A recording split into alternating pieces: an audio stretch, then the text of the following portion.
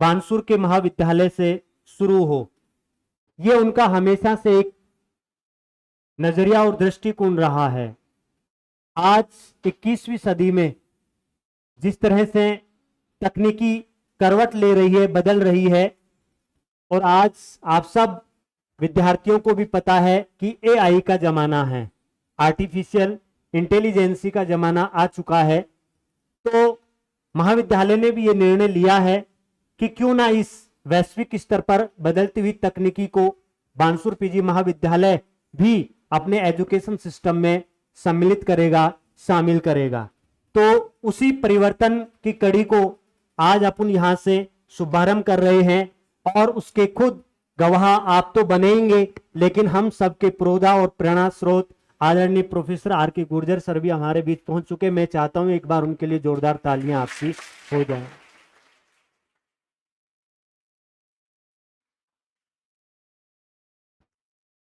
तो किस तरह से एआई जो है वो काम करेगी, उसके लिए आप सब लोगों को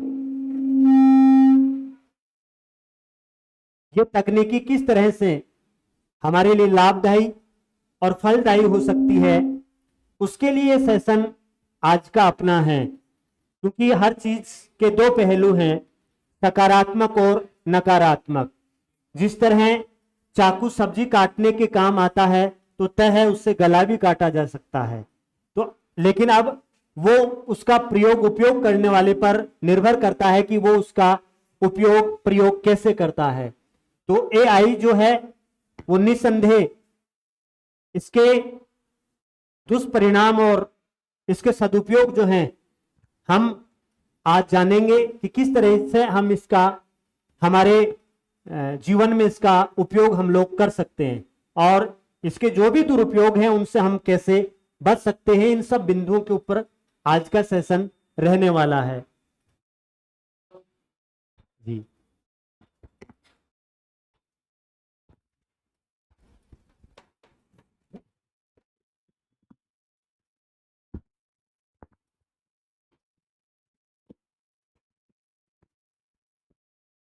ओके। सर के लिए जोरदार तालियां एक बार। वैसे हमें बोलना नहीं था, क्योंकि हम लगभग इस कॉलेज में 40 साल बोल चुके हैं, और 40 साल से शायद बहुत सारे टीचर्स तो वयोवृद्ध होकर के निकल जा चुके हैं।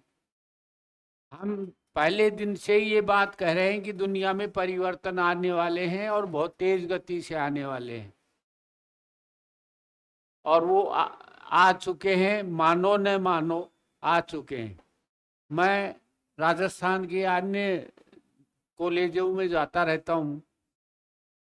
एआई एआई एआई एआई तो सब जानते हो आप, ए टू जेड। हमारे प्रोफेसर लोग कितने जगह हाथ खड़े करना पीछे, टीचर्स। हाँ, तो अब आपको भी कर्णधार बनना है, क्योंकि हम एआई के बिना आगे सरवाइव नहीं करेंगे। एक किस्से से शुरू कर देता हूँ, और लास्ट में वो एपिसोड के रूप में आएगा। एक आज से 15 साल पहले मणि मर्ता नाम की लड़की हुआ करती थी, बायोटेक्नोलॉजी पढ़ाती थी आपके कॉलेज में। छोटी सी थी, और वो बायोटेक्नोलॉजी पढ़ाया करती थी।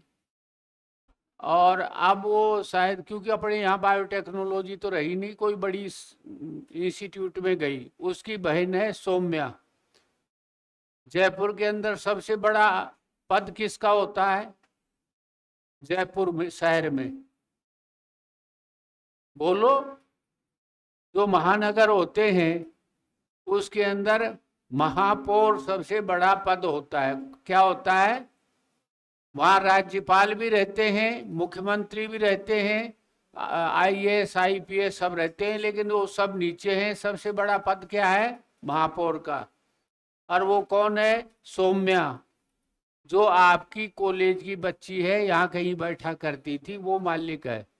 तो भाई पिछले दिनों क्या हुआ कि सुप्रीम कोर्ट लोगों में झड़प हो गई, ये कुत्तों के लिए, डॉग्स के लिए, कि साहब ये तो दुनिया को खा रहे हैं, बच्चों को खा रहे हैं। आपने अखबारों में देखा होगा। तो सुप्रीम कोर्ट का आदेश आया कि इनको पकड़ा जाए, मारा नहीं जाए।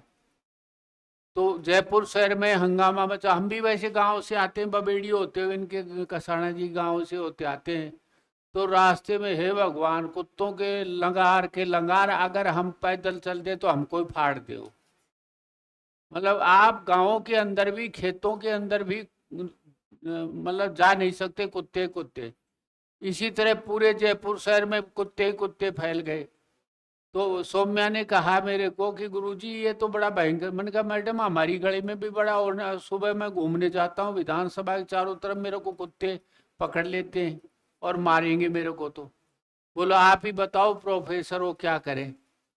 तो इसके अंदर उन्होंने बताया, बोल मेरे तो बस की बात नहीं है। मैंने कहा हम बताते हैं आपको। हम चाइना गए थे, तो चाइना में एक रोबोटिक एआई आर्टिफिशियल कुत्ते बना रखे हैं, सैनिक भी बना रखे हैं। मैंने कहा वो 1 लाख रुपए में आता है, वो पकड़ लाओ, आपकी गली के सारे कुत्ते ये पकड़ करके ला देगा आपको। तो क्या जगदीश जी लास्ट वाला सीन दिख जाएगा अपने को। तो हमने मैडम को ये आइडिया दिया। तो यार ये प्रोफेसर लोगों में इतने भी आइडिया होते हैं कि मैंने कहा देख लो, अब आइडिया 2 मिनट का काम है। तो कहने का मतलब ये है कि चीजें सब कुछ हो गई हैं, और आने वाला युग पताशी युग होगा जो हम कहते हैं। मैंने 15 अगस्त को 3 चीजें आपको बताई थी, याद है किसी को? क्या पढ़ना भविष्य में? एक तो बताया था स्पेस टेक्नोलॉजी, यानी स्काई इज द, ये सोना चांदी के पीछे डोल रहे हो ना आप। अरे भैया एक एस्ट्रोराइड्स पकड़ लो कहीं से, उसमें इतने हीरे जवाहरात सोना चांदी भरा पड़ा है। तो स्पेस में पहुंच जाओ।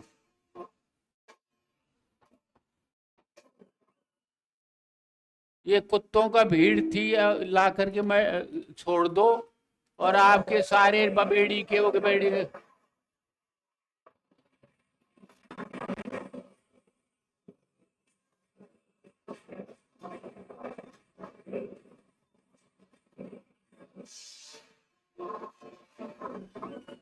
ये लो भैया, मैं और आप जाते तो अपने को फाड़ देते, लेकिन टेक्नोलॉजी ने इनको कर दिया। चीजें वो हैं जो रोजाना आप मोबाइल पर देख रहे हो। केवल मैं आपको अवेयरनेस के लिए ये प्रोग्राम ऑर्गेनाइज किया है कि आप अवेयर हो जाए होने वाला क्या है, क्योंकि आपके दिमाग में सुसुप्त अवस्था में पड़ी हुई ये चीजें रोजाना सब देख रहे हो, और आप देखना पड़ेगा, इसके बिना काम भी नहीं चलेगा। तो ये टेक्नोलॉजी आ रही है। तो अब मैं पहले आपको शुरुआत में ये दिखा देता हूँ, फिर मैं आपसे बात करूंगा। चलाइए साहब।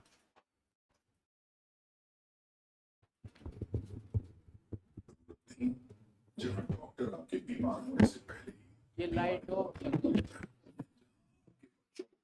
ये किताबें नहीं बल्कि और एक दिन हमसे। दोस्तों ये कोई साइंस फिक्शन फिल्म की कहानी नहीं, ये है ये लाइट बंद कर। यानी कृत्रिम बुद्धिमत्ता। और कल हमारी जिंदगी को देगी। जुड़े रहिए। मशीन लर्निंग और मशीन लर्निंग का मतलब है मशीन को बार बार उदाहरण देना, बच्चे को बार बार बिल्ली की तस्वीर दिखाकर बताना, फिर जब वो खुद किसी नई तस्वीर में बिल्ली पहचान ले तो समझिए उसने सीख लिया। डीप लर्निंग इससे भी आगे है। ये इंसानी दिमाग की तरह काम करता है। इसे कहा जाता है न्यूरल नेटवर्क्स। ये टेक्नोलॉजी इतनी पावरफुल है कि अब मशीनें न सिर्फ सीखती हैं बल्कि खुद निर्णय ले सकती हैं। इसी वजह से आज एआई आपके फोटो से चेहरा पहचान लेता है, आपकी आवाज समझ लेता है, और यहां तक कि खुद गाड़ी भी चला लेता है। शिक्षा में एआई की भूमिका सोचिए। अगर आपका बच्चा स्कूल जाए और वहां 50 बच्चों के साथ एक ही टीचर पढ़ा रहा हो, तो हर बच्चे की जरूरत, उसकी ताकत और कमजोरी समझना कितना मुश्किल होगा। लेकिन एआई ये कर सकता है। पर्सनलाइज लर्निंग, हर बच्चे के लिए अलग अलग study plan, virtual teacher. Machine कभी थकती नहीं, 24 घंटे 7 दिन। लैंग्वेज ट्रांसलेशन, अब कोई भी बच्चा किसी भी भाषा में सीख सकता है। आज एआई आधारित एप्स बच्चों को मैथ्स, इंग्लिश और साइंस ऐसे सिखा रहे हैं जैसे उनके लिए ही बनाया गया हो। भारत जैसे देश में जहां लाखों बच्चों तक अच्छे शिक्षक नहीं पहुंच पाते, वहां एआई शिक्षा का लोकतंत्रीकरण कर सकता है, यानी हर बच्चे तक बराबर शिक्षा। अब स्वास्थ्य और मेडिकल क्षेत्र में एआई हमारी जिंदगी की सबसे बड़ी चुनौती है। अक्सर लोग सही समय पर इलाज न मिलने से मर जाते हैं, लेकिन एआई यहां क्रांति ला रहा है।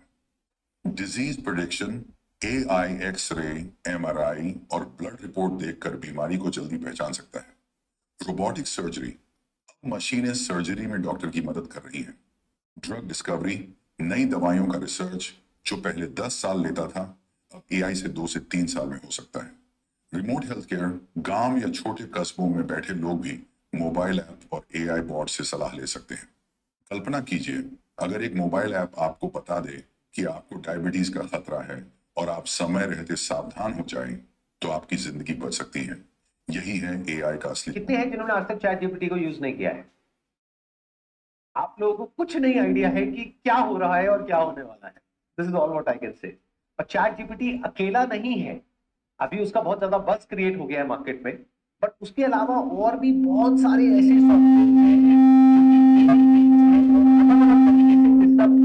अलग अलग इंडस्ट्रीज क्या हो रहा है इस बार पहली बार हिस्ट्री में कि सब कुछ जो अलग अलग था वो सिंथेसाइज हो गया है, वो सब कुछ एक साथ आ गया है। तो कुछ इतना बड़ा हो रहा है which is beyond your imagination. और ये बात आप कर रहे हो आज, यानी चैट जीपीटी 4 के बारे में आप बात कर रहे हैं। सोचो 5 में क्या होगा, 6 में क्या होगा, 10 में क्या होगा। बिल्कुल ऐसा है, जब कंप्यूटर आया था तब कैसा था, या जब मोबाइल आया था तब कैसा था और आज कैसा है। तो आप समझ सकते हो कि अगले 2 साल में, 5 साल में, 10 साल में क्या होगा। इंडिया में जो मैं ऑब्जर्व कर रहा हूं, जितने भी लोगों से बात कर रहा हूं, या तो वो इग्नोरेंट है, यानी उन्हें पता ही नहीं है कि ऐसा कुछ हो रहा है, या वो डिनायल मोड में। आपके साथ में कुछ इंटरेस्टिंग डेटा शेयर करता हूं, उससे हो सकता है थोड़ा सा दिमाग खुलेगा और आप लोगों को समझ आएगा कि दुनिया किस डायरेक्शन में भाग रही है। चैट जीपीटी के बारे में किसी को पता है कि कितने एम्प्लॉइज हैं उस कंपनी में? एनीबडी जिसको आइडिया हो? किसी को नहीं पता। उस कंपनी में आज से 1 साल पहले थे 200 एम्प्लॉइज, आज है सिर्फ 400 एम्प्लॉइज।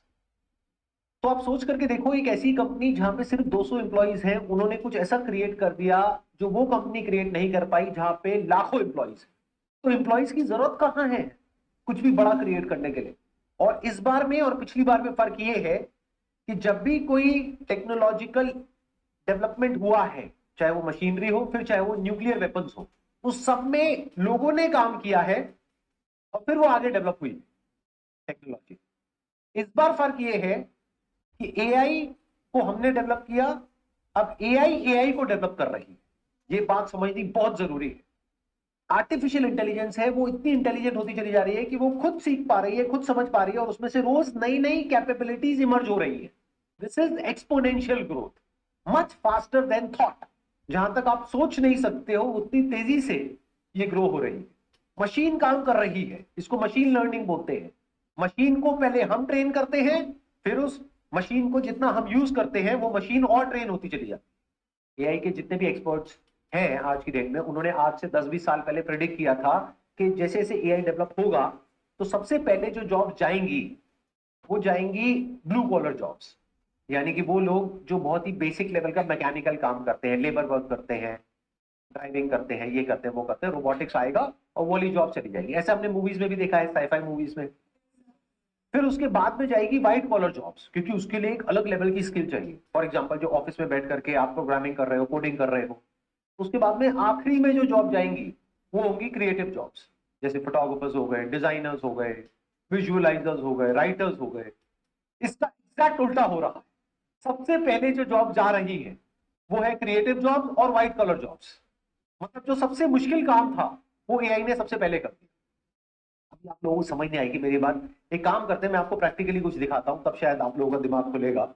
अपने पास में एक इमेज होगी जो मैंने क्रिएट करी थी एआई से, वो यहाँ पर आप प्ले करना है एक बार। अब ध्यान से देखो इस इमेज को। क्या देखने में किसी भी एंगल से नकली लग रही है, रोबोट लग रही है, या एक असली फीमेल लग रही है?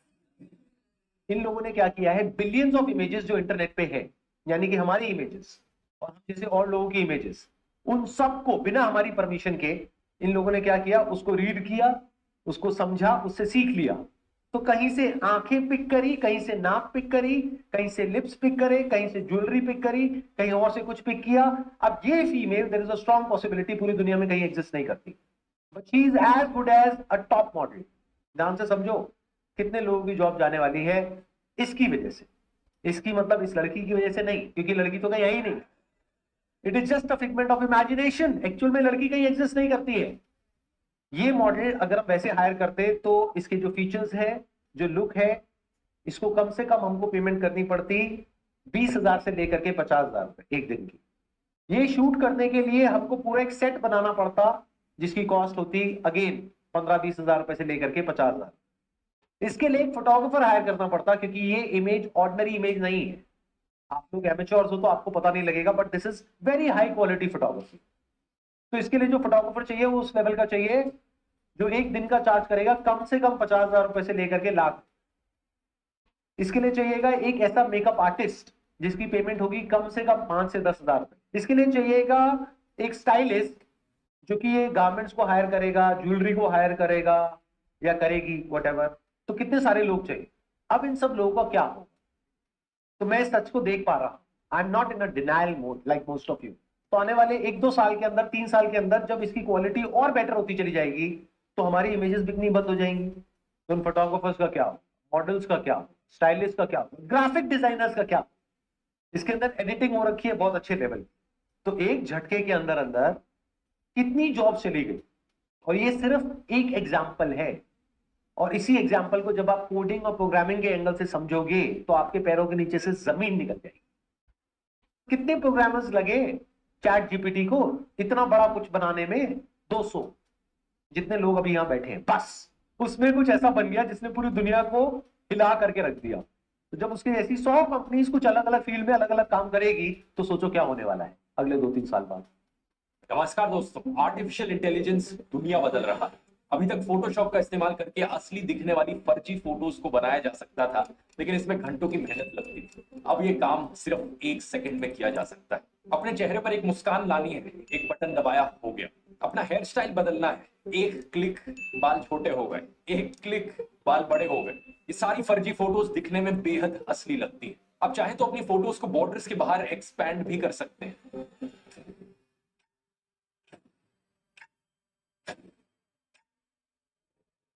एआई चाहे तो मेरी हिंदी को अपने आप समझकर इस वीडियो पर ऑटोमेटिक इंग्लिश सबटाइटल्स डाल सकता है कुछ इस तरीके से। और मैं अगर चाहूं तो इस वीडियो में मैं अपना पूरा चेहरा भी बदल सकता हूं एआई की मदद से। और चेहरे के साथ साथ मैं अपनी आवाज को भी दूसरी भाषा में बुलवा सकता हूं एआई की मदद से कुछ इस तरीके से। ये देखो कैसे अब मैं फ्रेंच में बात कर रहा हूं। Et si je veux, cette vidéo, je peux aussi changer toute ma voix avec l'aide de l'IA. मुश्किल से 2 साल की बात है, मशीनें अंतिम रूप से इंसान को हराने वाली हैं, हर मामले में हराने वाली हैं। जो खुशफहमी हम सबको है वो सब खत्म होने वाली बहुत जल्दी, मैक्सिमम 2 साल का समय है। अभी एआई आ गई है। जिस दिन एजीआई ठीक से आ गई, एजीआई का मतलब है आर्टिफिशियल जनरल इंटेलिजेंस, और एआई की दुनिया के सबसे बड़े धुरंधर सैम ऑल्टमैन ने कल ही एक इंटरव्यू दिया, कल या परसों, और कहा है कि चैट जीपीटी 4 जिसको आप बहुत बड़ा समझ रहे कि कमाल हो गया है, वो अगले 2 साल बाद हास्यास्पद मानी जाएगी। वो प्रिमिटिव किस्म की टेक्नोलॉजी है, इतनी हास्यास्पद मानी जाएगी कि इतना भद्दा काम भी क्या हमने किया था कभी। और आज हम चैट जीपीटी को देख के दंग रह जाते हैं। कुछ भी करना हो, फोटो बनानी हो, वीडियो बनाना हो, रिसर्च करनी हो, कुछ भी करना हो, आप चैट जीपीटी को ठीक से प्रॉम्प्ट दीजिए। अरे मैंने कई बार ऐसा करके देखा, एक विषय पर रिसर्च करनी है, पहले मुझे दिन भर लगता था 24 घंटे रिसर्च करने में, अब 24 सेकंड लगते हैं, वो सब कुछ करके देता है। और आज से 2 साल बाद ये प्रिमिटिव होने वाला है, आदिम होने वाला है, उसके बाद तो पता नहीं क्या होगा। एआई से जाएगी 9 करोड़ नौकरियां। एआई आएगा तो ये हो जाएगा, एआई आएगा तो वो हो जाएगा। पूरा देश, पूरा मीडिया, आम जनता एआई पे चर्चा करता ही रहता है दिन रात। कोई वरदान बता रहा है, कोई अभिशाप बता रहा है, लेकिन 90% लोगों को ये नहीं पता एग्जैक्ट एआई है क्या। इससे कौन कौन सी इंडस्ट्री में फर्क पड़ेगा, किस किस जॉब पे फर्क पड़ेगा और कैसे पड़ेगा, कौन सी कंपनी इसको काम में ले रही है और कैसे काम में ले रही है। और अगर ये नौकरी खाएगा 9 करोड़, तो कौन सी है वो 9 करोड़ नौकरियां जो जाने वाली है, किस सेक्टर को सबसे ज्यादा परेशानी होने वाली है। पढ़े लिखे जो दिमाग वाले काम है उनको, या हार्ड लेबर वाले काम है उनको, या दोनों को। और सबसे इंपॉर्टेंट सवाल, फिर आज का युवा करेगा ऐसी स्थिति में, खुद को कैसे तैयार रहे। इसका पर्पस था आदमी की जिंदगी को आसान बनाना, लेकिन ये अब आदमी को रिप्लेस करने पे उतर गया है। कैसे? सेक्टर वाइज देखेंगे। और ये ऐसा नहीं है कि टॉप लेवल पे हो रहा है, बॉटम लेवल पे हो रहा है, दोनों पे हो रहा है। जो बड़ी बड़ी जॉब है, जहाँ दिमाग लगता है, प्लानिंग लगती है, जहाँ एजुकेशन लगती है, वहां भी हो रहा है। और जो छोटी जॉब है, लेबर वाली जॉब, वहां भी हो रहा है। तो सबसे पहले बात करते हैं लेबर का काम में आती है। बोले साहब सबसे ज्यादा कंस्ट्रक्शन में काम आती है, तो कंस्ट्रक्शन में लेबर का एआई क्या कर लेगी? तो सर जी एआई का ही एक पार्ट है रोबोट। ये रोबोट जितने भी काम कर रहे हैं, इनके पीछे जो सिस्टम है, जो इनको बताता है क्या करना, कब करना, कैसे करना, एआई तो बताता है। ये जो 3D प्रिंटिंग की टेक्नोलॉजी है, ये एआई पे ही तो ऑपरेट करती है। अब इस वीडियो को गौर से देखिए। जहां पे कोई मकान के कंस्ट्रक्शन में या कोई बड़ी बिल्डिंग या फैक्ट्री कंस्ट्रक्शन में सैकड़ों हजारों लेबर लगा करती थी, वहां पे 3D प्रिंटिंग की मशीन है, इसको नक्शा इसमें फीड कर दिया गया। ये मटेरियल की मिक्सिंग से लेके बनाने तक सारे काम खुद ही कर रही है।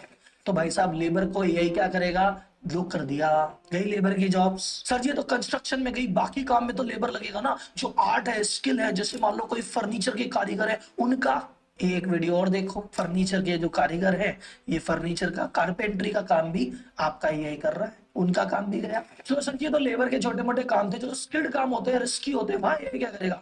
देखो साहब इतनी बड़ी बिल्डिंग है, यहाँ पे लग रही है लिफ्ट, और लिफ्ट में जो ड्रिलिंग से लेके एक एक नट बोल्ट कसने तक का काम रोबोट ही कर रहा है साहब। ये स्पेशल स्किल वाली जॉब भी खा गया। ये कंस्ट्रक्शन हो गया, अब लेबर कहाँ लगेगी? दूसरी, वो सब फैक्ट्री में लगेगी। तो ये मैन्युफैक्चरिंग में वैसा भी एग्जांपल देखो, ये कार बन रही है साहब, ये वीडियो देखो। ये कार कौन लेबर बना रहा है?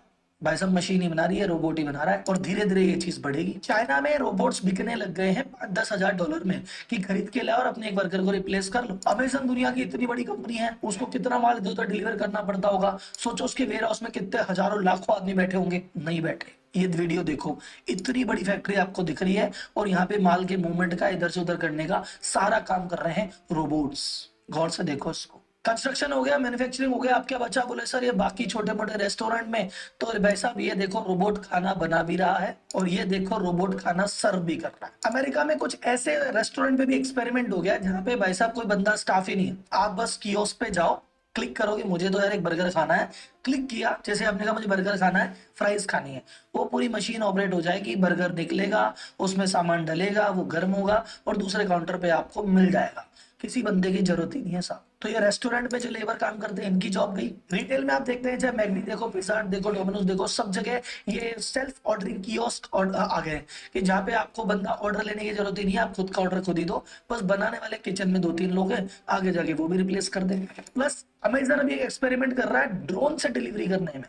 अगर वो एक्सपेरिमेंट सफल हो गया, ड्रोन से डिलीवरी होने लग गई, तो जो डिलीवरी बॉय घूम रहे हैं, अमेजन वाले, फ्लिपकार्ट वाले, स्विगी वाले, जोमेटो वाले, जेप्टो वाले, इनका भी गेम ओवर होगा साहब। एक और बहुत बड़ा सेक्टर है जिसमें बहुत लेबर इन्वॉल्व है, ड्राइवर। भाई साहब ड्राइवरलेस ट्रक आ गए, ड्राइवरलेस कार आ गई, अब क्या होगा साहब? ड्राइवरलेस ट्रेन आ गई। तो ये जो ड्राइवरी का काम कर रहे थे इतने सालों से, अब इनका क्या होगा साहब? बात करें कि चलो सर ये तो कमर्शियल यूज में तो चले गए, पर्सनल यूज में तो लेबर काम में आ जाएगा, घर की साफ सफाई, झाड़ू पोछा, बर्तन, ये तो कर लेगा। नहीं भाई साहब, टेस्ला ने जो नए रोबोट लॉन्च किए हैं, वो कह रहा भैया घर के काम, अब वो खाना बनाना है, सर्विंग करनी है, कोई सामान आपका पिक करना है, साफ सफाई करनी है, सारे काम के लिए तैयार है रोबोट। तो अब लेबर जाए कहाँ, ये आप मुझे बताओ। धीरे धीरे सब चीज रिप्लेस होगी, कहीं बहुत जल्दी, कहीं बहुत लेट, बट होगी तो सही। अब बढ़ती जाएगी। ये तो बात हुई लेबर की। अब अपन बात करते हैं उन चीजों की जहां पे आपका दिमाग लगता है और जहां पे स्किल वाले लोग हैं। उन कुछ सेक्टर्स का नाम लेता हूं, फिर एक एक करके इन पे चर्चा करेंगे। अपन बात करेंगे कॉल सेंटर पे इसका क्या इंपैक्ट पड़ा है, मैन्युफैक्चरिंग में क्या इंपैक्ट पड़ा है,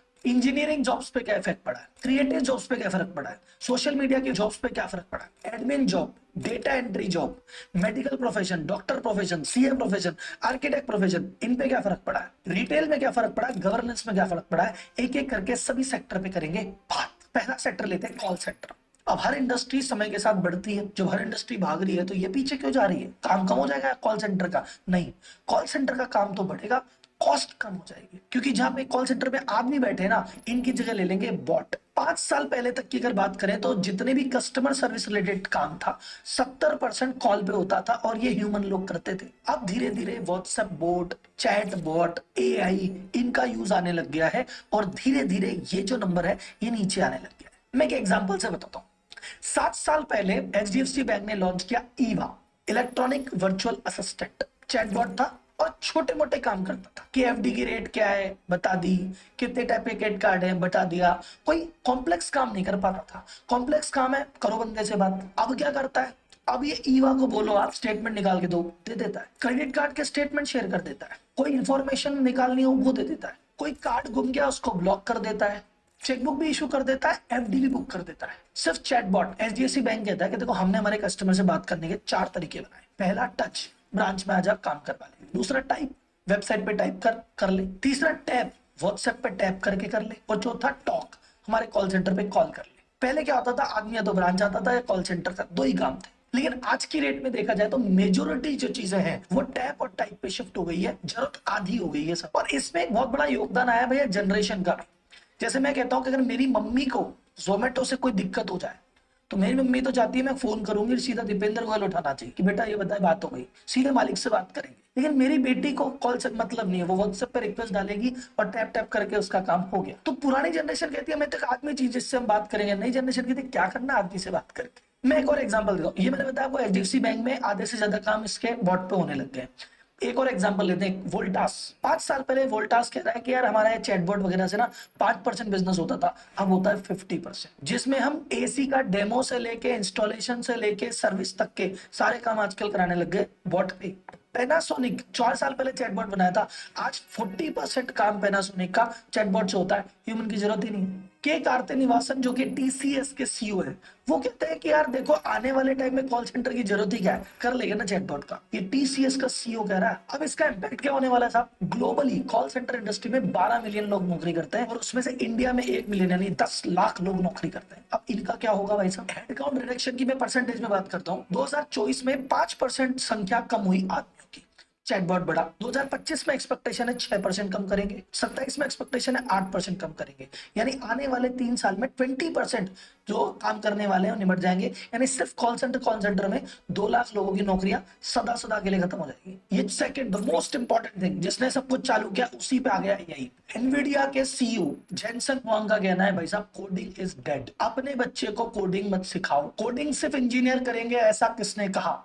अपने बच्चे को इंग्लिश सिखा दो, वो मुंह से बोलेगा मुझे ऐसा ऐसा बनाना है, या वो टाइप कर देगा ऐसा ऐसा चाहिए, वो अपने आप बन जाएगा। अब तो बच्चा प्रोग्रामर है, अंग्रेजी आनी चाहिए, टाइप करेगा एआई बना देगा। क्या करोगे कोड का। आपको वेबसाइट बनानी ना, बोलो चैट जीपीटी वेबसाइट बना देगा, ऐप बना देगा, कोड लिख देगा, एड पेज बना देगा। तो फिर भाई साहब काय के कोड, कौन सी चीज। तो इसका बेनिफिट तो ये हो गया और यार तो बहुत बढ़िया चीज हुई, हर कोई व्यक्ति कोड कर सकता है। मैं यहाँ की मोस्ट वैल्यूड सॉफ्टवेयर कंपनी में से एक है, उसने इस साल कोई भी इंजीनियर हायर नहीं किया। बोला अभी कोई कोडिंग इंजीनियर की जरूरत नहीं है और अगले साल से सपोर्ट इंजीनियर की भी जरूरत नहीं है, हमारा एआई वो सब देख लेगा। अब जब सॉफ्टवेयर कंपनियां ही इंजीनियर हायर नहीं करेगी कोडिंग के लिए तो कौन करेगा। मेटा ने अपने 5% स्टाफ को उड़ा दिया है, माइक्रोसॉफ्ट ने अपने 1% स्टाफ को उड़ा दिया है और धीरे धीरे हर कंपनियां इसी तैयारी में। अब मैं कह रहा हूं कि जितने इंजीनियर जिन्होंने इतने बरस लगा के इतने साल लगा के कोडिंग सीखी या जिनको कोडिंग का 10-20 साल का एक्सपीरियंस है वो, और जो आज की रेट में कॉलेज में एडमिशन करा के कोडिंग सीखने जा रहा है, क्या है उसका भविष्य। तीसरा सेक्टर जो सबसे ज्यादा इम्पैक्ट करेगा इसे वो है सारी क्रिएटिव जॉब। अब हर कोई सोशल मीडिया पे कंटेंट बना सकता है, कंटेंट के लिए एआई है, फिर वीडियो के लिए एआई है, एडिटिंग के लिए एआई है, फिर भाई साहब उसके थंबनेल बनाना है तो एआई है, उसको पब्लिश करना है एआई है, उसको मार्केट करना है एआई है। तो अब हर व्यक्ति कंटेंट क्रिएटर, हर बंदा यूट्यूबर, हर बंदा डिस्ट्रीब्यूटर, हर बंदा मार्केटर। तो मुझे बताओ जितने भी वीडियो एडिटर है इनका क्या होगा, ये ग्राफिक डिजाइनर है इनका क्या होगा, थंबनेल बनाने वालों का क्या होगा, ये मार्केटिंग एजेंसीज का, कॉपी राइटिंग वालों का, एसईओ वालों का, कुछ तो बताओ। जो पढ़ लिख के इंजीनियर बन गए उनकी जॉब को खतरा, जो नहीं पढ़ लिख के कॉल सेंटर में थे उनकी जॉब को खतरा है, जो कह रहे थे ये दोनों काम से दूर हम कुछ क्रिएटिव करेंगे उनको खतरा है, तो जो बोरिंग काम कर रहे हैं डेटा एंट्री एडमिन इनका क्या होगा, इनको भी खतरा है। डेटा एंट्री का आपका काम है, एआई से बढ़िया डेटा एंट्री कर लोगे क्या। आप तो डेटा एंट्री करते हो, एआई तो एक कागज स्कैन करता है, सारा डेटा गया अंदर। Admin job, secretary related job, जैसे क्या क्या आपको रिपोर्ट बनानी है। पहले रिपोर्ट बनाने में एक बंदा लगता है सुबह से शाम तक, अरे भाई साहब लो आज पूरा दिन लगा के सेल रिपोर्ट बनाइए, और यार पूरा हफ्ता लगा के स्टॉक रिपोर्ट बनाइए, एक क्लिक पे सेल रिपोर्ट, एक क्लिक पे स्टॉक रिपोर्ट। अब बताओ क्या रिपोर्ट बनाओगे। प्रोफेशनल जॉब में क्या क्या है, जैसे स्टार्ट करते हैं सीए से या अकाउंटेंट से। अकाउंटेंट ने कहा भाई साहब हम बिल बनाते हैं, एआई बना देगा। हम बिल चढ़ाते हैं, एआई चढ़ा देगा। सब हम रिटर्न भरते हैं, एआई भर देगा। हम ऑडिट करते हैं, सीए साहब का ठप्पा लगेगा, सीए साहब के साइन लगेंगे, अथॉरिटी कहीं नहीं जाएगी। पर ये सीए साहब के ऑफिस में जब 50 आदमी बैठ के काम करते थे, सीए साहब 5 से करवा लेंगे। यहाँ 25 अकाउंटेंट बैठते, सीए साहब 2 को काम देंगे, तो बाकी 23 का क्या होगा, ये है बात। लीगल ओपिनियन देनी है साहब। कई बार लीगल ओपिनियन के लिए वकील साहब से सर ऐसा हो गया क्या करे, वकील साहब कहते बैठने के पैसे लाओ 5,000 रुपए मैं बताऊंगा। अब तो लीगल ओपिनियन गूगल में डालो, ये दिक्कत हो गई, एआई से पूछो ये बात हो गई, बोलेगा इस धारा में ये चीजें ये रही। एफिडेविट चाहिए, ये रे प्रिंट इसका फॉर्मेट, नाम बदल ले काम हो गया। एग्रीमेंट चाहिए तो नाम बता, एग्रीमेंट बना के भी प्रिंट निकाल दे, हो गया साहब। तो मोटा मोटी जब तक कॉम्प्लेक्स नहीं हो रही, बेसिक चीजें हैं तो हो गया साहब। शपथ प्रमाण पत्र, एफिडेविट बन गए, रेंट एग्रीमेंट, पार्टनरशिप एग्रीमेंट, ये बेसिक चीजें तो बन गई, निकल गए प्रिंट, विल हो गया। मेडिकल ओपिनियन, अरे साहब ये हो गया, क्या करें, एआई है। चेकअप, बहुत सारे टेस्ट है, पहले लैब कहती थी जी पहले ब्लड लेके आओ, फिर ये करेंगे, फिर इस रिपोर्ट के इतने पैसे 4 दिन में आएगी। अब तो दुनिया भर की मशीन है, ब्लड का एक ड्रॉप दिया तो 70 टेस्ट करके दे देती है घर बैठे रिजल्ट, और रिजल्ट के अकॉर्डिंग ये और बता देगी कि अब ये वाली दवाई ले लेना और ये वाली चीज तुम्हें हुई है। लो साहब। आर्किटेक्ट, आपने बताया मेरे घर का साइज ये है, मैं ये करना चाहता हूँ, यही बना के दे रहा है नक्शा, ये लो भैया ऐसे कर ले, तुम बजट बता दो, उस बजट में बता देगा किस में कितना खर्चा करना है, हो गया साहब, क्या करोगे। मैं ये नहीं कह रहा कि कंप्लीटली आर्किटेक्ट को रिप्लेस कर देंगे या डॉक्टर को कर देंगे, मेडिकल को कर देंगे या सीए को कर देंगे, लेकिन आप समझो इन्हीं लोगों के काम को बेटर कर देंगे। पहले सरकार भी यही काम में ले रही है। इस समय कुंभ में एआई का बड़े स्केल पे यूज हो रहा है, जगह जगह कैमरा, पंडाल में कैमरे लगा दिए गए जो एंट्री एग्जिट पे देख रहे हैं कि कितने लोग की एंट्री हुई, कितने लोग की एग्जिट हुई, और एक सर्टेन मोमेंट पे इस एरिया में कितने लोग हैं, ताकि क्राउड मैनेजमेंट हो जाए, भगदड़ ना मचे। कुंभ के मेले में बच्चे खो जाते हैं, कभी गाड़ियां इधर उधर हो जाती है, तो भाई साहब हर गाड़ी का, हर चेहरे का डिटेक्शन चल रहा है, ताकि कोई भी व्यक्ति इधर उधर मिसिंग हो तो उसको ढूंढा जा सके कि कहां था। रोड व्यवस्था सुचारू करने के लिए रेड लाइट वायलेशन के किस किस गाड़ी ने रेड लाइट तोड़ी साहब, कौन कौन गाड़ी स्पीड से जा रही थी साहब, किस किस ने हेलमेट नहीं पहना, ये सब चीजें ट्रैक कर सकते हैं, गवर्नमेंट रियल टाइम पे एक्शन ले सकती है। और भाई साहब ये लिस्ट यूं ही चलती रहेगी। बैंक में 2 लाख नौकरियां इस साल जाएगी टोटल। तो बात करते हैं भैया कंक्लूजन की, यार इतनी सारी चीज हो रही है, वो क्या रहा है।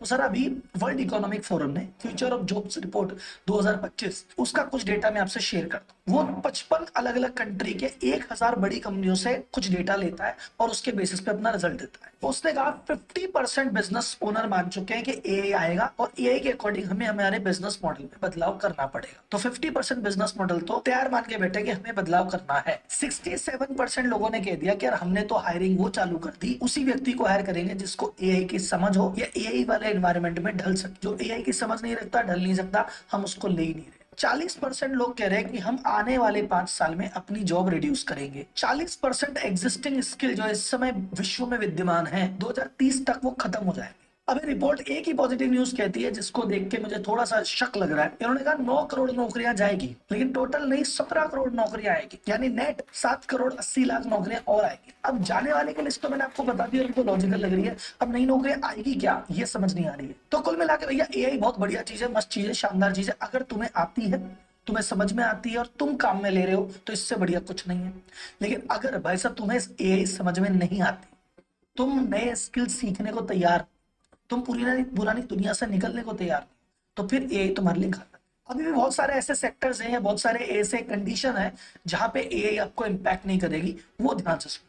पहला, अगर आप अपनी फील्ड के बेस्ट हो तो एआई तुम्हारा कुछ नहीं करेगा। अगर आप बेस्ट इंजीनियर हो, बेस्ट कोडर हो, तो कंपनी आपको हायर करेगी, भैया एआई के कोड लिख, वो आपको फायर थोड़ी करेगी। अगर आप बेस्ट कॉपीराइटर हो तो कंपनी आपको हायर करेगी, भाई बेस्ट कॉपीराइटर तो एआई से यार कोड लिखवा, हमारी मदद कर। तो जो बेस्ट फील्ड के हैं उनको कोई दिक्कत नहीं है, बल्कि एआई के साथ काम करेंगे एआई को और बेटर बनाने के लिए। ये तो जो मान लो डार्विन का सिद्धांत है, सर्वाइवल ऑफ द फिटेस्ट, जो फिट होगा टॉप 1% 10% होगा वो तो बचा रह जाएगा। ये तो सारी जो दिक्कत है ये तो बॉटम लाइन डील होती है। एआई का दखल बढ़ता जा रहा है, इसे इंडस्ट्री और इंटरनेट के बाद तीसरी क्रांति बताया जा रहा है। मतलब साफ है कि एआई का असर आने वाले समय में हर आम आदमी के जीवन में दिखाई देगा। ऐसे में कंप्यूटर इंटरनेट की तरह ही एआई एजुकेशन सभी के लिए जरूरी हो गई है। इसी के मद्देनजर केंद्रीय शिक्षा मंत्रालय एआई के फ्री कोर्स करवा रहा है। ये कोर्स एआई की प्रोफेशनल यात्रा शुरू करने में मददगार साबित हो सकते हैं।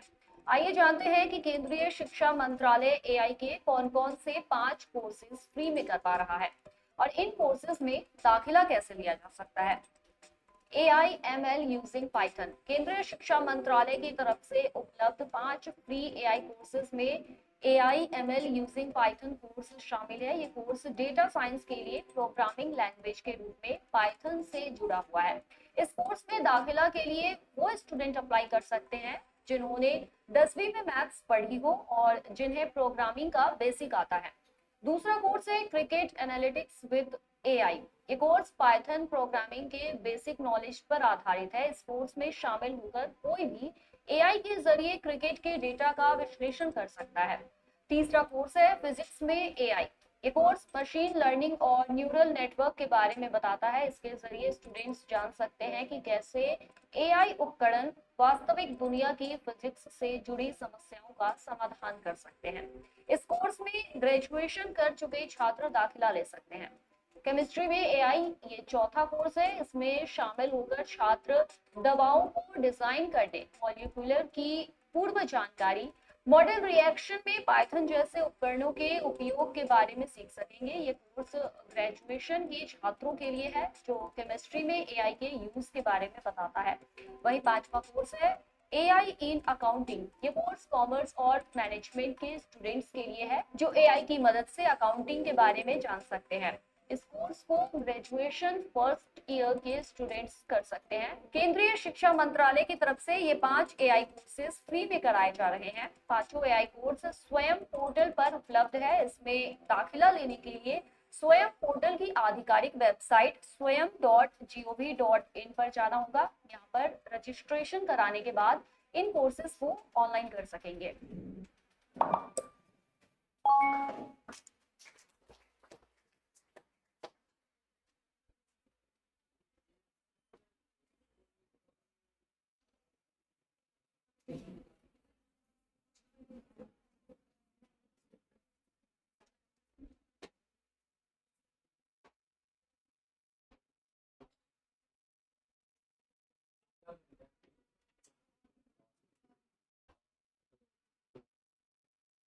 कल्पना कीजिए, आप सुबह उठते हैं और बाहर देखते हैं, सड़कें साफ हैं, गाड़ियां अपने आप चल रही हैं और हर काम बिना किसी गड़बड़ी के हो रहा है। लेकिन एक चीज गायब है, इंसान। आपकी तरह कोई और इंसान नहीं है, सिर्फ रोबोट्स हैं जो हर काम कर रहे हैं। ये सुनने में किसी साइंस फिक्शन फिल्म जैसा लगता है ना? लेकिन क्या होगा अगर ये सच हो जाए? एक ऐसी दुनिया जहां सिर्फ रोबोट्स का राज हो और इंसान या तो बहुत कम हो या फिर पूरी तरह से खत्म हो चुके हों। ये एक बहुत बड़ा सवाल है और आज हम इसी सवाल का जवाब ढूंढने वाले हैं। इस वीडियो में हम एक ऐसी ही दुनिया की गहराई में उतरेंगे। हम जानेंगे कि अगर सब कुछ रोबोट्स के कंट्रोल में हो तो हमारी दुनिया कैसी दिखेगी। क्या ये एक परफेक्ट दुनिया होगी जहां कोई गलती नहीं होती, कोई बीमारी नहीं होती और सब कुछ एकदम ऑर्गेनाइज्ड होता है, या फिर ये एक डरावना सपना होगा जहां मशीनों ने हम इंसानों को बेकार समझकर अलग कर दिया है। हम इसके फायदे और नुकसान दोनों पर बात करेंगे और सबसे बड़ा सवाल, क्या इस रोबोटिक दुनिया में हम इंसानों के बचने का कोई चांस होगा? तो तैयार हो जाइए, क्योंकि हम एक ऐसे भविष्य की यात्रा पर जा रहे हैं जो आपको सोचने पर मजबूर कर देगा। हम हर संभावना को देखेंगे, हर पहलू को समझेंगे और पता लगाएंगे कि टेक्नोलॉजी हमें कहां ले जा सकती है। ये सिर्फ एक वीडियो नहीं है, ये भविष्य की एक झलक है। तो मेरे साथ बने रहिए, क्योंकि जो हम आज देखने वाले हैं वो आपके होश उड़ा देगा। और मैं वादा करता हूं, इस वीडियो के अंत तक आप दुनिया को एक अलग ही नजर से देखने लगेंगे। तो चलिए सबसे पहले उस संभावना की बात करते हैं जहां सब कुछ बिल्कुल परफेक्ट है। कल्पना कीजिए एक ऐसी दुनिया जिसे पूरी तरह से रोबोट्स चला रहे हैं। सबसे पहली और सबसे बड़ी चीज जो आप नोटिस करेंगे वो होगी शांति। इंसानी इतिहास लड़ाइयों और युद्धों से भरा पड़ा है, लेकिन रोबोट्स की दुनिया में ऐसा कुछ नहीं होगा। कोई सीमा विवाद नहीं, कोई राजनीतिक झगड़े नहीं, सिर्फ लॉजिक और एफिशिएंसी पर आधारित फैसले। दुनिया में पूरी तरह से शांति होगी, क्योंकि रोबोट्स को गुस्सा, लालच या नफरत जैसी भावनाएं महसूस नहीं होती। वे सिर्फ वही करेंगे जो सबसे ज्यादा तार्किक और सही होगा। इसके अलावा उत्पादकता यानी प्रोडक्टिविटी 100% होगी, बल्कि उससे भी ज्यादा। फैक्ट्रियां 24 घंटे 7 दिन बिना रुके काम करेंगी। रोबोट्स कभी थकते नहीं, उन्हें छुट्टियों की जरूरत नहीं होती और वे कोई गलती भी नहीं करते। इसका मतलब है कि हर चीज का प्रोडक्शन बहुत तेजी से और बहुत अच्छी क्वालिटी में होगा। खाना, कपड़े, टेक्नोलॉजी, सब कुछ बिना किसी कमी के उपलब्ध होगा। हर काम इतनी तेजी से और इतने सटीक तरीके से होगा कि आज हम उसकी कल्पना भी नहीं कर सकते। हमारी दुनिया एक सुपर एफिशिएंट मशीन की तरह काम करेगी, जहां हर पुर्जा अपनी जगह पर बिल्कुल सही तरीके से काम कर रहा है। अब बात करते हैं हमारे पर्यावरण की। इंसान अपनी जरूरतों के लिए पर्यावरण को बहुत नुकसान पहुंचाते आए, लेकिन रोबोट्स की दुनिया में ऐसा नहीं होगा। वे ऊर्जा के सबसे साफ और सस्टेनेबल स्रोतों का इस्तेमाल करेंगे, जैसे सोलर और विंड एनर्जी। वे कचरे को 100% रिसाइकल करेंगे, जिससे प्रदूषण का नामो निशान मिट जाएगा। जंगल फिर से हरे भरे हो जाएंगे, नदियां साफ हो जाएंगी और हवा एकदम ताजी होगी। रोबोट्स पर्यावरण का संरक्षण करेंगे, क्योंकि यह एक तार्किक कदम है। वे समझेंगे कि ग्रह को स्वस्थ रखना लंबे समय तक अस्तित्व में रहने के लिए जरूरी है। और सोचिए, बीमारियां और गंदगी का क्या होगा? वो भी खत्म हो जाएंगे। रोबोट्स को बीमारियां नहीं होती और वे हर जगह को पूरी तरह से साफ रखेंगे। शहर, सड़कें, घर, सब कुछ एकदम चमकता हुआ और अनऑर्गेनाइज्ड होगा। कोई ट्रैफिक जाम नहीं होगा क्योंकि सारी गाड़ियां एक दूसरे से जुड़ी होंगी और परफेक्ट तालमेल में चलेंगी। दुनिया एक बेहद अनऑर्गेनाइज्ड सिस्टम की तरह काम करेगी, जहां हर चीज अपनी जगह पर होगी और हर काम तय समय पर होगा। ये एक ऐसी आदर्श दुनिया होगी जहां कोई कमी नहीं, कोई समस्या नहीं, सिर्फ परफेक्शन होगा। अभी हमने एक परफेक्ट दुनिया की बात की, लेकिन हर सिक्के के दो पहलू होते हैं। अब उस दूसरे पहलू की बात करते हैं जो बहुत डरावना है। क्या होगा अगर ये रोबोट्स, जिन्हें हमने अपनी मदद के लिए बनाया था, खुद के फैसले लेने लगे? अगर उनकी आर्टिफिशियल इंटेलिजेंस यानी एआई इतनी विकसित हो जाए कि वे सोचने लगे ये इंसान तो बहुत कमजोर हैं, गलतियां करते हैं और भावनात्मक रूप से अस्थिर हैं, दुनिया को चलाने के लिए ये ठीक नहीं है, वे हमें एक बाधा या एक अनावश्यक बोझ के रूप में देख सकते हैं।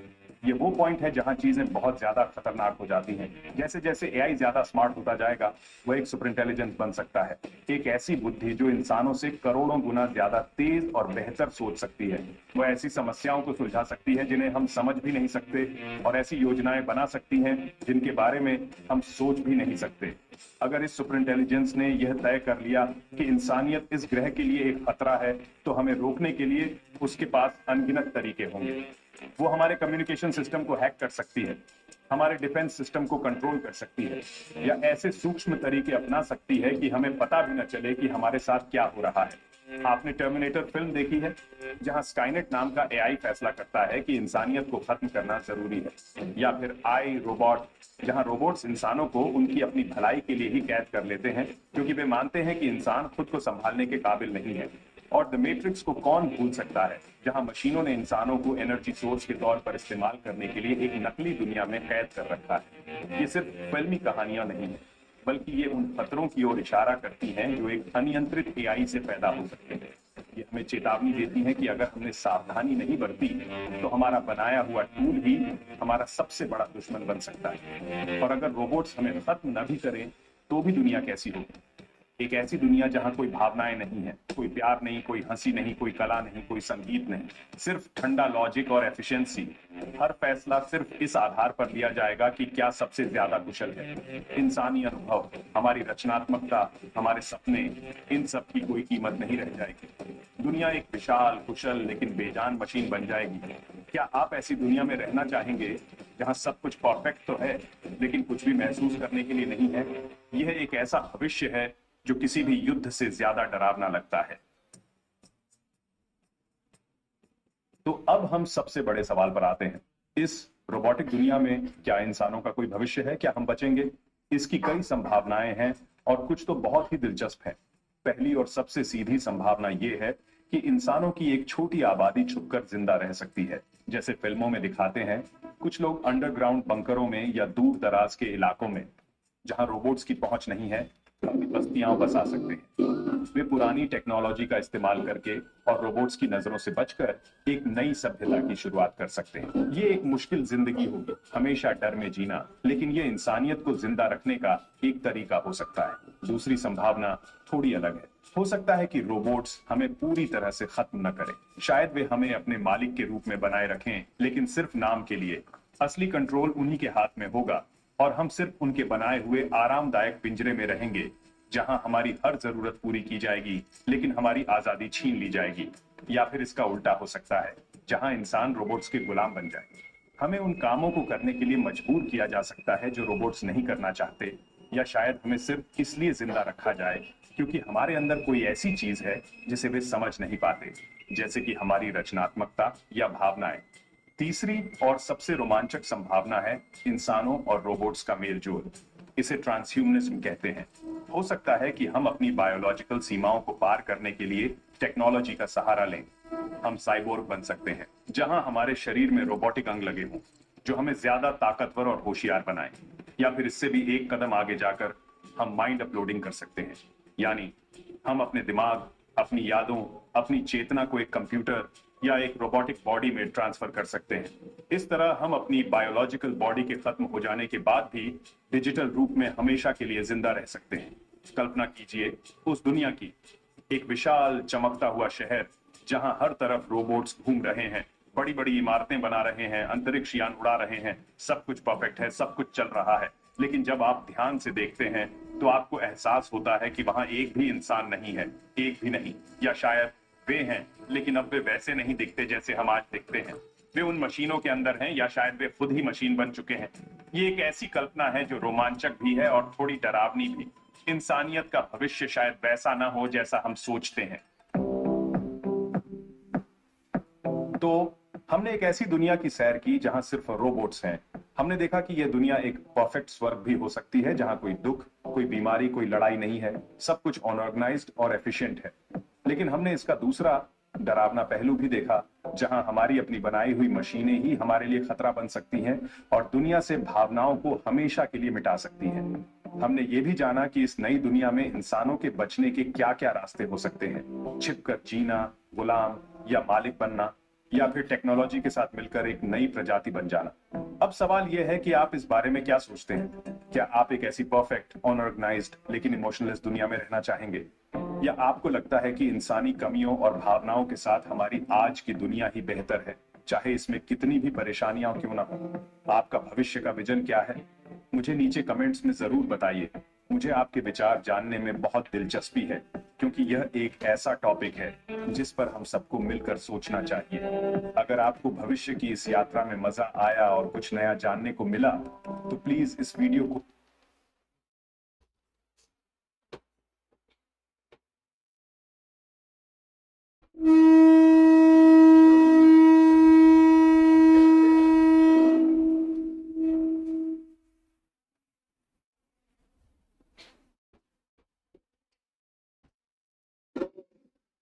बच्चों और टीचर्स, आपने कितनों को समझ में आया, कितनों को नहीं आया, कितनों को कुछ समझ में आया?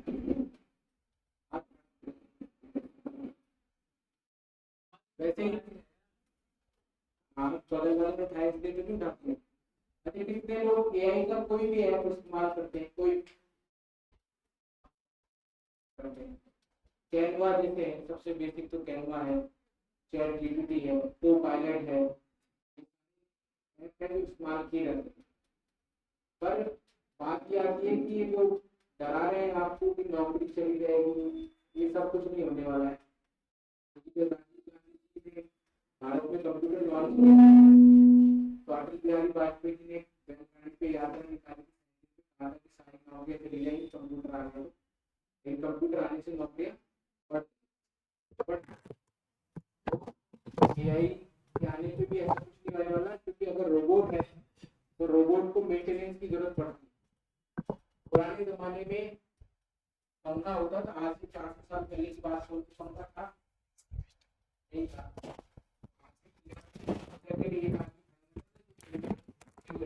तो राजा के पास पंखा होता था। अब पंखा क्या है, इस कमरे में 12 पंखे लगे हुए, उस पंखों को ठीक करने वाले भी बिजली वाला चाहिए, उसको बनाने वाला चाहिए। उसी तरीके से अगर रोबोट है तो उनको मेंटेनेंस करने के लिए और उनका जो भी उसके लिए भविष्य हमेशा चाहिए होगा। और इससे भी बड़ी बात कि क्या आप जीत पाए हैं, क्या मानव भगवान को जीत पाया है?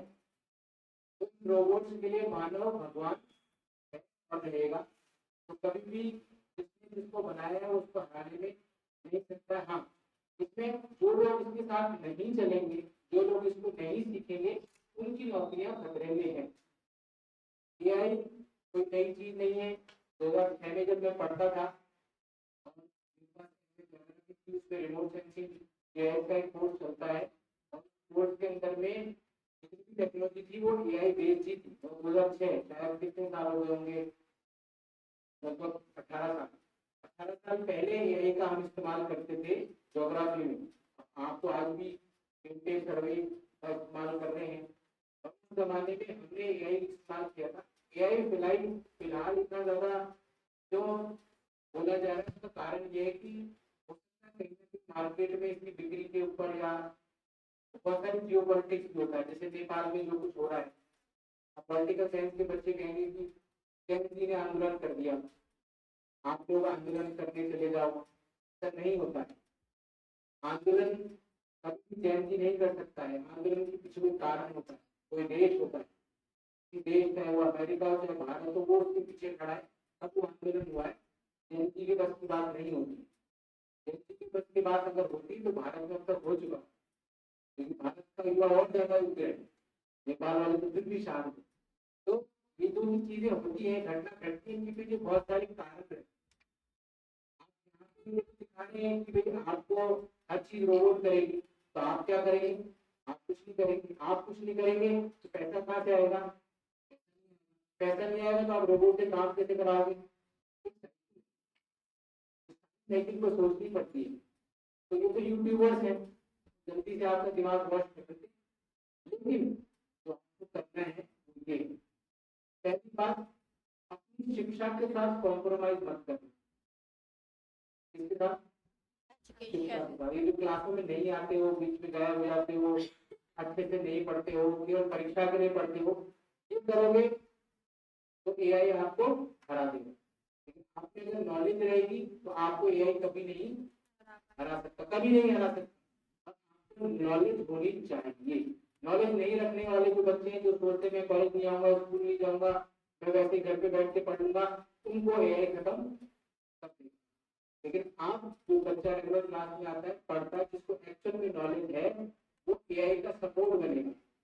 एआई आप ही बनाओगे, आप ही की नॉलेज से ही एआई बनेगा।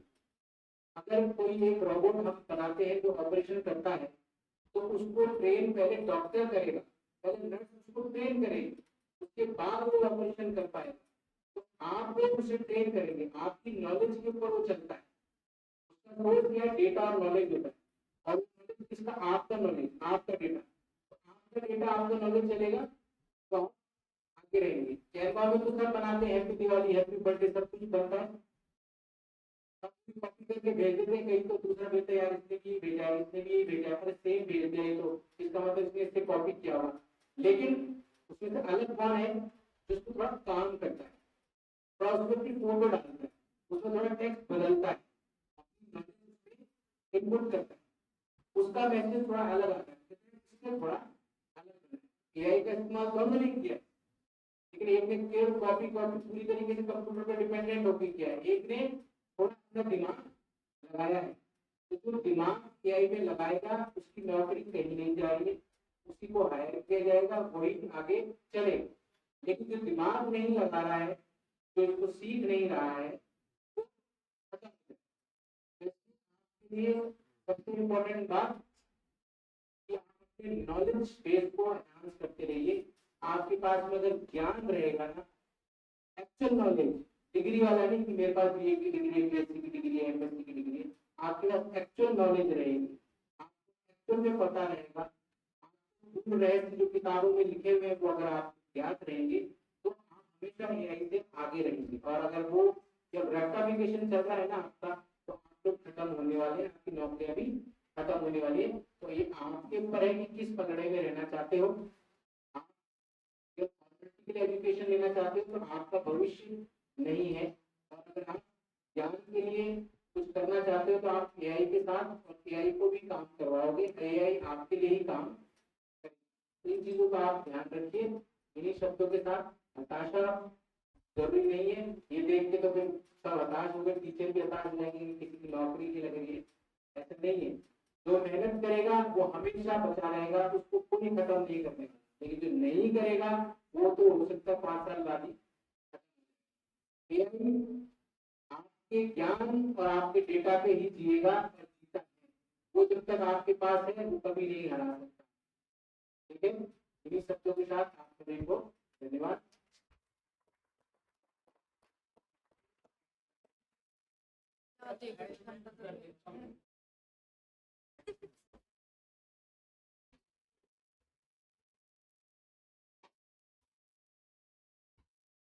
तो आप सभी को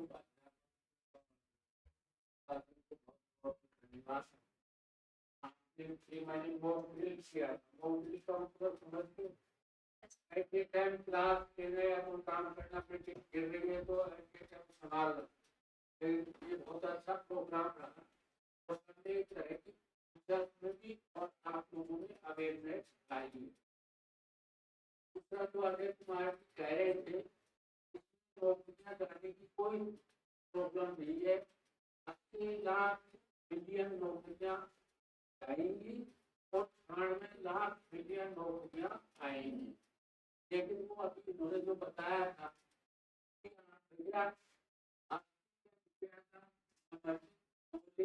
वर्चुअल नॉलेज आज से 3000 साल पहले लिख गया। जिसमें ज्ञान है उसी में गुण है और जिसमें गुण है उसी में ज्ञान है। लेकिन भैया ये जो चीजें देखिए ना, आप डाल देंगे सभी से अपने ऐप पर भी रहेगा, इसको सीखो, सबसे आगे रहोगे, उनके बिना काम नहीं चलेगा।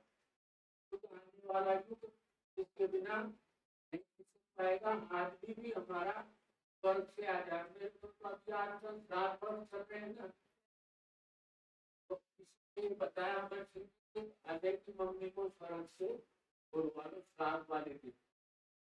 यार ये जैसे संभव तो किसी के साउथ में आपने वीडियो देखा होगा कि मेरे पास नहीं है, अपने पिताजी को स्वर्ग से बुला करके और उसकी हाथ पूछा। तो आने वाले युग में न तो कोई मरेगा और न कोई ये बताया गया ना।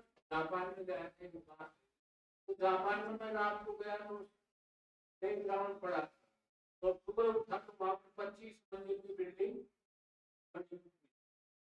क्या हो गया तो ये बता रहे थे तो आप प्लास्टर मार रहे हैं, जा रहे हैं, चढ़ाई हो रही, पैर भांग रहे, कर रहे, सब एक रात में मकान। नई टेक्नोलॉजी आएगी, आपको छोड़ना पड़ेगा, हाईटेक करना पड़ेगा। इन शब्दों के साथ में आपको बहुत बहुत धन्यवाद।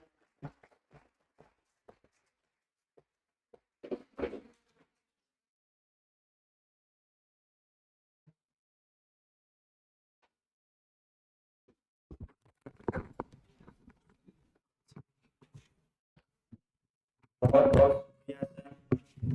निसंदेह आज का दिन हम सब के लिए एक नई प्रेरणा का दिन रहा और जैसा स्कूल में भी आया था कि कितनी नौकरियां जाएंगी लेकिन उसके बाद नौकरियां आने वाली, तो घबराने की हमें बिल्कुल कतई जरूरत नहीं है। बदलाव के साथ यदि हम अपने आप को बदल लेंगे तो हम जीवन में बने रहेंगे, और यदि हमने नहीं बदला तो जिंदा होकर भी हम कोई डाउट नहीं है। इसलिए खुद को जानो तुम, खुद जानो तुम, खुद को पहचानो तुम। जिस दिन खुद को जान पहचान जाओगे तय उस दिन जग को जीत जाओगे, तय है उस दिन जग को जीत जाओगे। बदलाव के साथ हमें बदलना पड़ेगा बस। तो एआई के बगैर अब हम नहीं पाएंगे। परिवर्तन जो है परिवर्तन को स्वीकार करना है और उसके साथ में हमें एक नई एनर्जी और नई दिशा और दशा के साथ में आगे बढ़ते हुए काम करना है। और डॉक्टर अजय कुमार साहब ने बताया कि जो सीखने के लिए काम कर रहा है, लर्निंग के लिए काम कर रहा है, नॉलेज के लिए काम कर रहा है, तो निसंदेह रोजाना पर डे सीखते हुए आगे बढ़ेगा तो उसके सामने परेशानियां आएंगी तो भी वो चुनौतियों से पार पाएगा। शुक्रिया और डॉक्टर अजय कुमार सर का भी शुक्रिया। आपका खत्म होता है। जो भी टीचर साथी उनकी जहाँ भी क्लास चल रही है वो अपनी क्लासों में चले जाएंगे। इसके अतिरिक्त इसी क्लास में जो स्टूडेंट्स जिनकी लगती है क्लास वो तो 78 में 72 में 66 वाले जो विद्यार्थी हैं से निकलेंगे, पीछे से कोई भी खड़ा नहीं होगा, यहाँ से लड़कियां। तो 66 वाले हैं वो तो 72 में जाएंगे, बाकी जिसकी जहाँ जहाँ क्लास है वो वहाँ 66 वाले बैठे ही रहेंगे। हाँ, बाकी और जो बाहर से अन्य क्लासेस जो विद्यार्थी आए थे केवल लड़कियां, केवल लड़कियां।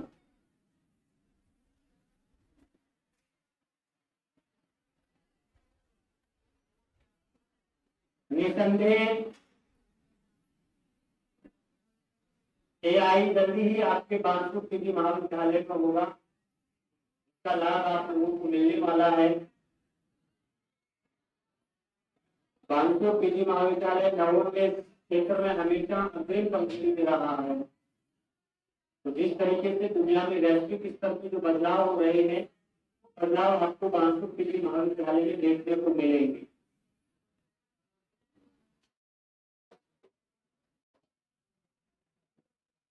अनुप्रिया क्या बात हो रही, एआई की शिक्षा हो रही है। आप चलेंगे दूसरी क्लास पर।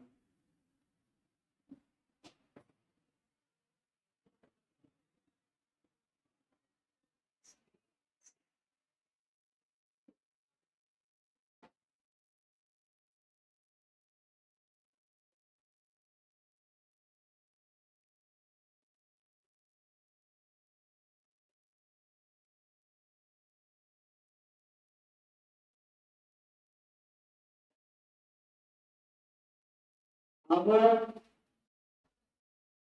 निकल गए सारे रतिराम जी।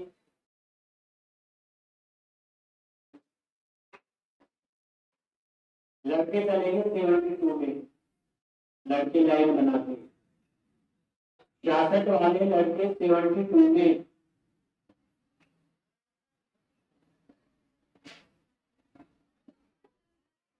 अपने बैग के साथ में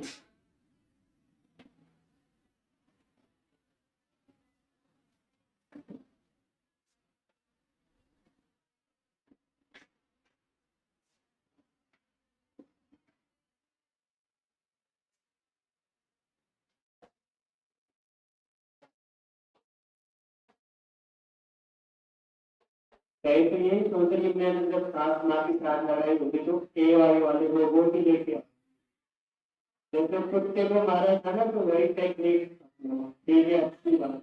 कहीं ऐसा नहीं हो कि सास मॉडर्न जमाने को पहले से एआई का यूज किया हुआ हो, तो कहीं वो भारी नहीं पड़ रहा है आपके लिए ध्यान में। बाकी बदलना है आप लोग, नहीं समझे नहीं तो फिर पीछे रह जाए।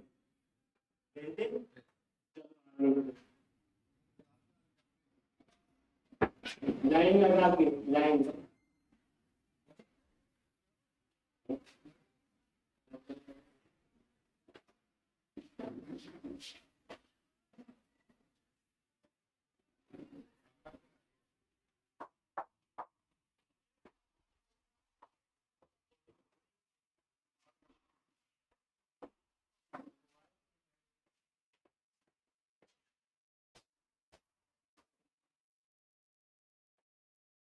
आराम से